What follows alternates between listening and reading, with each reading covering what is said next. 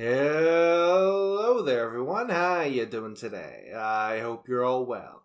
Today we've got a very special video for you. We've got a bunch of entitled people story about the same person from the same OP. Now, if you enjoy this, like and subscribe, leave a comment with your thoughts down below, hit that notification bell, and leap to go. What not to do. Part 3 of my ding-dong canoe of a former coworker is unfortunately the number one nightmare of the 4th of Julys I've been alive for. And I'm 35, so there's a lot of them. So I had paid time off for a few days. When I returned, I see my place of employment became a who's who of who didn't get fired when I was on paid time off. Store director, fired for stealing jewelry. The cheap stuff. Just why? 12 employees fired for a lot of theft and then reselling it for profit. Plus the gentleman who was the boss of our store director. He was fired for doing drugs, and 2 managers quit. Another retired. A few other employees decided to leave. It became a list of who isn't gone, so my boss was on medical leave and the grocery line leader was in charge. We had a propane forklift for the garden center and a sit-down forklift in the stockroom, and both were broken. I decided to message my friend Mike. He can fix anything. He fixed the propane forklift and returned days later to do the sit-down forklift. He's looking it over and realized he has the parts it needs. He's replacing what looks like everything. He gets to the point of only needing to replace 2 more things and it's good to go. Well, you'd think so, but not good for old douche canoe. Conversation goes like this. I had to call Mike last night to see if I had everything correct. FC is now DC. DC is douche canoe. GL is grocery line leader, and me. Mike, sir, I only need to replace 2 things and the forklift is in business. If anything happens, let him, me, know, because he can reach me. Okay, I'll be on the computer a bit, so I won't lock you out when you go to your truck. If anything happens, I'll let him know how to message you since you were high school classmates. Mike said, I took care of propane. So that should be good. So it's fixed? Propane forklift is. This one's not finished yet. And I said, he's almost done. And Mike goes outside to his truck for the parts to finish up. The grocery line didn't close the receiving door all the way, so Mike can come in without pressing the bell. I went to search for any available carts to use for the truck we had, and that's when I hear the famous forks on the forklift dragging on the ground. It's how he always drove it. Mike returned back out inside and heard the same thing I did. We both run to where douche canoe is and yell for him to get off the lift. He decided to get angry. Why? It's not finished getting fixed. I said it has 2 more things to do, then it'll be finished. Right, and you're the boss. I know what I'm doing. Dude, no you don't. Don't be an asshole and just wait until I'm finished. Seriously, stay off the forklift. Just listen for once in your life. And this is when I figured it'll go from bad to worse. So Mike returned to going outside to get what he needed, and I'm finding L carts for our truck. And that's when it hit me. He's an entitled prick. He loved the forklift and always had to be on it. Has to use it for everything. Even if someone else needed it, he'd just use it to spite others. Why? Because on the forklift is a list of names that are able to use it, and because his last name starts with A, his name is first.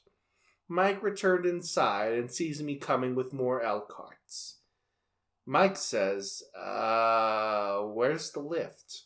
It was here. I don't know. Mike said, do I want to know? And I said, well, no you don't. And Mike says, let's look for it. I say, there it is. Hey, douche canoe, get off the lift. Mike said, it's not ready yet, man.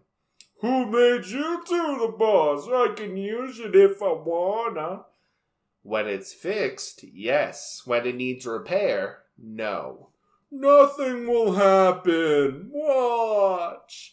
And he decides to drive into a pole. Unfortunately for the pole, it was hit so hard, all the bolts that bolted it down flew out, and the pole went flying.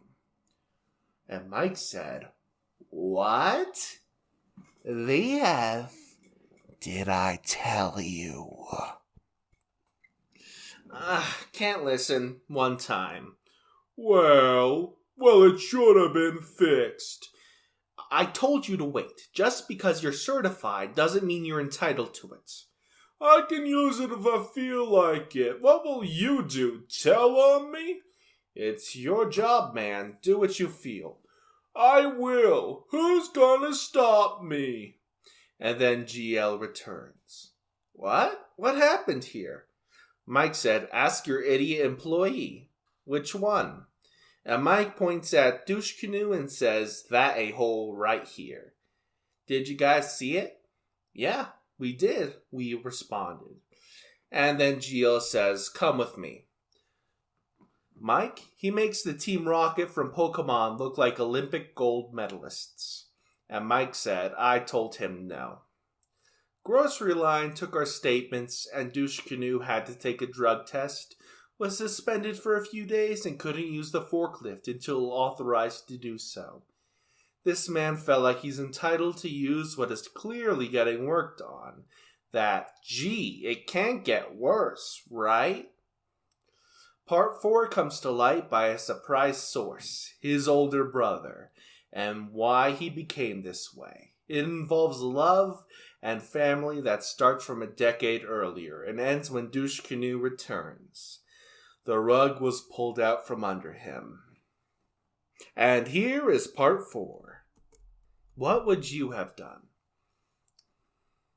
So, Douche Canoe somehow passed his drug test. The one test he didn't ever have to study for. And come to find out, he was peeved. Well, you drove a forklift that wasn't finished getting fixed into a red pole that was bolted down. I still pick the pole if given a choice of which one to talk to. Well, one day I was in the store late due to some shopping, and I see a man wave me down. First glance, I thought it was Douche Canoe, but the man resembled him. He greeted himself as my co-worker's brother. I apologized to him for having that pain in his life. I thought he would have gotten mad, but he laughed. He tells me he wants to talk, and he will explain everything. Okay, sure. I already know he can't see red poles, can't listen, can't think. What could be thrown into the mix next? Now, he should be able to see red. At that time, the shirts we wear at the store are red. Well, his brother tells me that Douche Canoe had a relationship, and my response was if she knows about it or if it's with himself. He laughed and showed me a picture of a woman and explained her family's from Brazil, but she wanted to live near Chicago and have a great job, get married, have a family, then buy land in southern Illinois. I'm thinking, okay. He explained that she met his brother from him always going to a restaurant regularly, and he would always talk to her.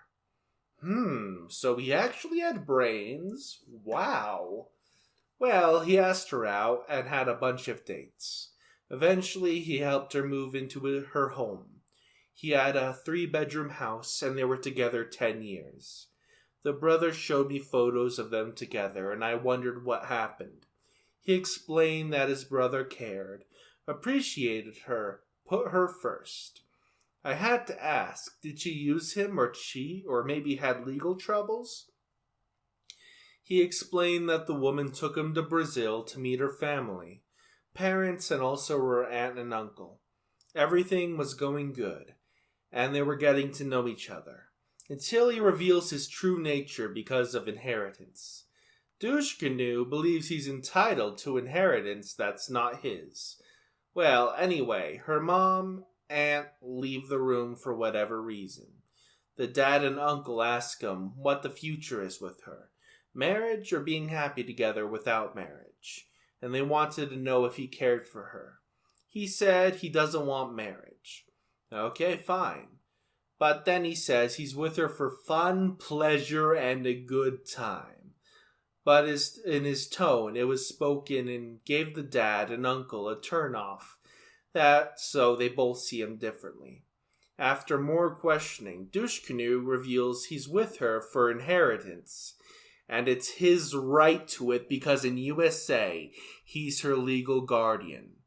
Legal guardian? You're both in your late 30s at the time, really? So the woman returned and realized something happened. Douche Canoe asks about inheritance and that he saw her text on the phone. The mom cuts him off and says she and her husband were making a will and asked her about the furniture if she wanted it or not. Nothing to do with him. And Douche Canoe decided to be rude and ignorant the remainder of the stay there, and on returning, the woman gave him an earful. She thought he was a decent guy, a person she can be with. So Douche Canoe instead says, well, we've dated 10 years, I'm entitled to that inheritance.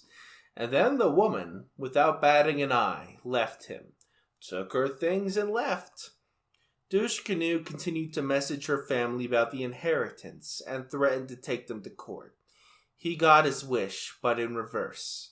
They got a lawyer, and I guess it was enough to scare him that he stopped his tirade. So I asked the brother everything was fine, and then crap hit the fan. Why? Come to find out, my former co-worker is the black sheep of his family due to inheritance. Lost their mom, he wanted inheritance, but was never there for her. His dad passed too, went to visit once, just once, and wanted inheritance. So the woman leaving is how Douche Canoe became a drinker. I do recall seeing many 24-packs being purchased. So he returned home from his suspension and unloaded his problems onto... Well, unfortunately, I was the only one around, and I would rather watch paint dry. He told me about the woman and asked, what would you have done? The conversation went as follows. Well, definitely not what you did. Oh, yeah? Yeah, meeting her parents and relatives? Come on, man.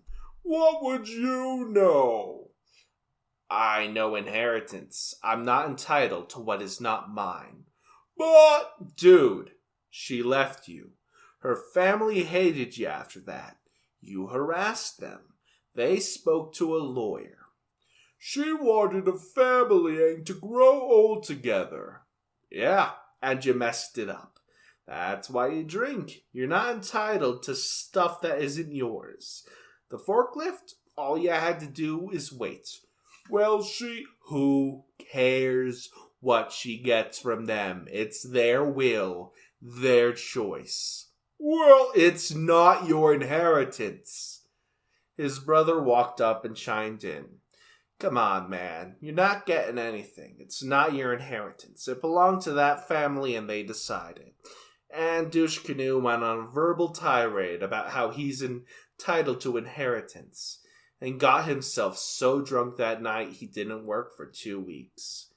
I found out from his brother he flew back to Brazil because of the inheritance. It didn't go well. He got himself a one-way ticket to therapy. It still baffles me to this day. Because you date someone for 10 years doesn't mean you're entitled to anything. If I were them, I'd put him in the will. He gets a pile of dirt. I'm curious what voodoo made him believe he's entitled to the inheritance. His relationship took place in 2000s, before he worked at the same store I did. I thought I saw the end of him, but unfortunately he came back, guns blazing. And that's the end of today's video. Next video we'll be covering part 5 and 6. If you enjoy, like and subscribe, leave a comment down below, and here's the outro. Hey, can I borrow your attention for a little second? You see, I'm saving up for some equipment items, like a VR headset so I can record in VR chat, or a new AT2020 mic. You can help me fund these by going to my throne in the description below. I'll leave it on the top to help you find it. If you enjoy my video, please check it out. Now, that's the end of today's video. I'll see you later.